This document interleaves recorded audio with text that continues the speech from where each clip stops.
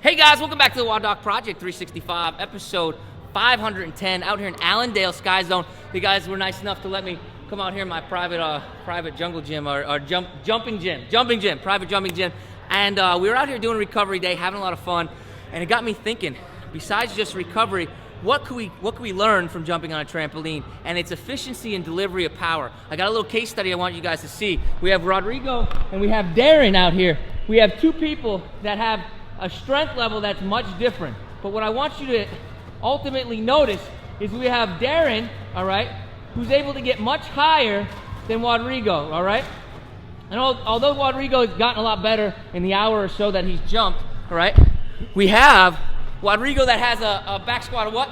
445. 445, we'll call it 450 on a good day. We have Darren has a back squat of 365. 365, we'll say that he has 350 today because it's not a good day for him. And that gives us a differential of about 100 pounds. We'll call it 90 pounds though, all right? So what we see there is we see somebody that has a 90 pound difference in strength still is able to deliver power through his legs, explosive power, much better. We can see this because he gets higher. Obviously, how much you weigh though? 180. 180 versus 190? So you got a 10-pound difference. Maybe there's a little bit, but it's not equal to what I saw right there, okay? So what can we learn from this? We can learn two things. Well, we need efficiency of explosive hip extension, and we get that with core stability and the ability to extend the hip. So how do we jump with more efficiency? How do we do these dynamic ballistic movements? Let's start up here on a stable surface, because that's essentially what we're gonna do anyway.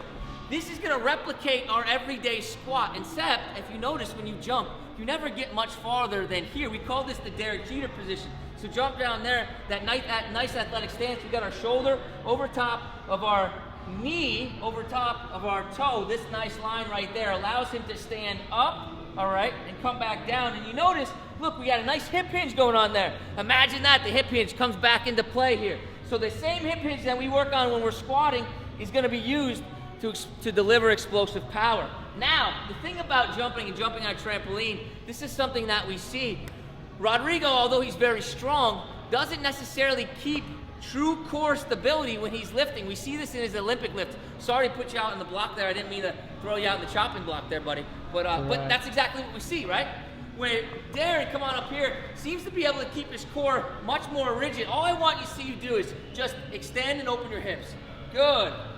So you see how he's able to accept the energy, draw himself down, hold that stiff spine, and then explosively extend up, right?